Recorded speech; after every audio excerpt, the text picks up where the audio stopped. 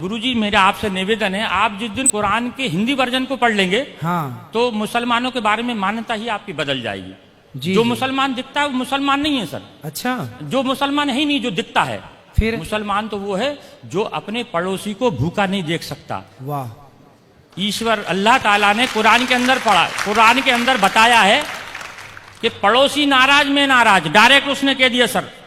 कुरान की एक आयत में है कि तेरा पड़ोसी नाराज में नाराज जी। अगर इस बीच अगर तेरा पड़ोसी नाराज है तो तू तेरे द्वारा किया गया है पूजा पाठ वो मैं कबूल नहीं करूंगा, तेरे सर से ऊपर नहीं उठाऊंगा। मतलब मानव जाति की सेवा सबसे बड़ी सेवा सबसे बताई बड़ी कुरान में। ये आइडेंटिटी है। जी जी। कुरान जो फिर है फिर क्या फिर ये बकरों की बलि की प्रथा। हाँ, इब्राहिम अलैहिस्सलाम ने जी। जब उनने ईश्वर ने शैतान ने उनको भड़काया जी तो ईश्वर ने कहा कि मेरा सच्चा बंदा होगा तो मुझे नहीं छोड़ेगा। जी शैतान से कहा मुझे नहीं छोड़ेगा ये, जी जी आप उसके लिए बेफिक्र रहो, मेरा सच्चा बंदा है, मेरी इबादत करेगा। जी। फिर उनको औलाद पैदा होती है। हाँ इंसानी कल्ब के अनुसार स्वार्थी होता है इंसान। जी। जैसी औलाद पैदा हुई तो वो ईश्वर की आराधना में थोड़ा लापरवाही करने लगा, बिल्कुल तो भूल शैतान जाता है। भूल जाता है, क्योंकि 60 साल की उम्र में जिसको बच्चा पैदा हो उसकी कितनी खुशी होगी। बिल्कुल बिल्कुल। तो उसमें उन्होंने उसमें लापरवाही कर दी। शैतान ने जाके ईश्वर से कहा हाँ कि ये ईश्वर देखा मैंने तुझसे कहा था इसको मत दे। हाँ। लेकिन ईश्वर के नहीं, मेरा सच्चा बंदा है, वो आज है, आज कल आ जाएगा वापस, जी। दुनिया नहीं आएगा, तो उनके देख आएगा वापस।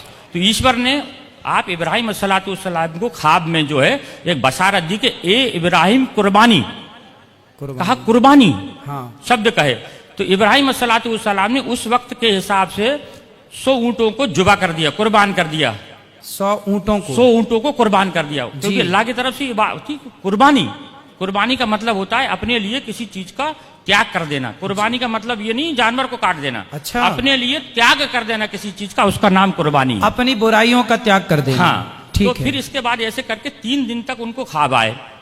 फिर उन्होंने चौथे दिन अल्लाह ताला से कहा अल्लाह ऐसा क्या मामला है कि इतनी कुर्बानी देने के बाद तू मुझसे नाराज है, मेरी कुर्बानी को कबूल नहीं कर रहा। तो अल्लाह ताला ने कि इधर से दूसरे चौथे दिन उनको बशारत हुई कि दुनिया के अंदर सबसे ज्यादा जिससे तू मोहब्बत करता है उसकी कुर्बानी।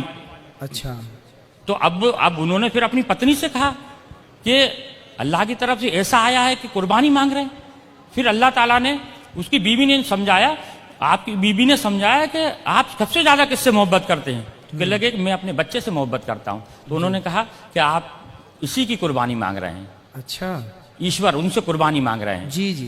तो फिर आगे ये होता है कि ये बात दोनों मियाँ बीवी करते हैं। तो इस्माइल अलैहिस्सलाम जो रहते हैं वो सुनते रहते हैं। 5 साल की उम्र होती है उनकी जी। 5 साल का बच्चा थोड़ा समझदार हो जाता है। ठीक है। और आप तो नबी थे इस्माइल अलैहिस्सलाम। जी जी।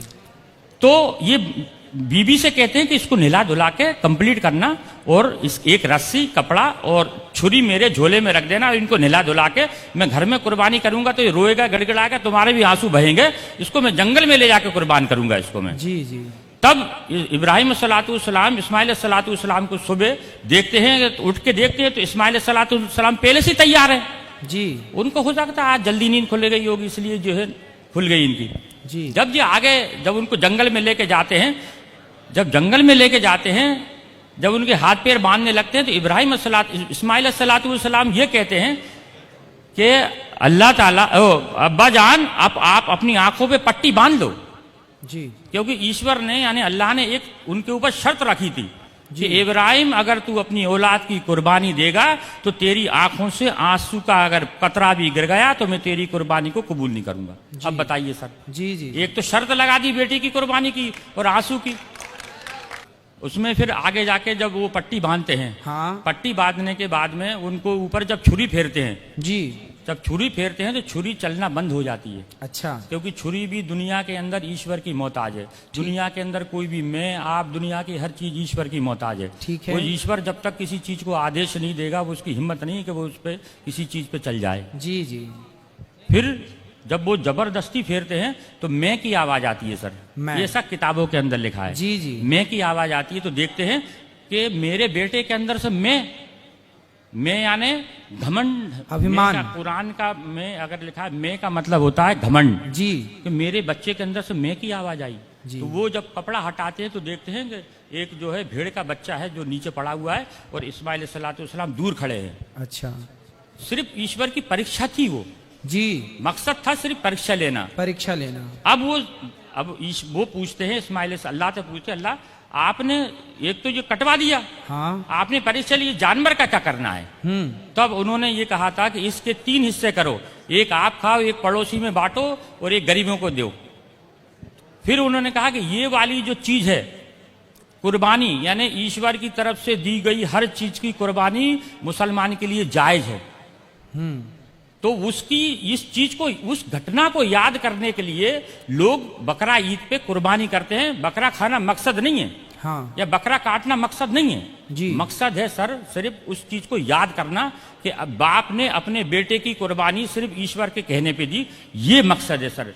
ये है बस अकेला, ये समझाना चाह रहा था। बकरा काटना मकसद नहीं है, मकसद था सिर्फ ईश्वर के आदेश का पालन करना। जी, ये था बस।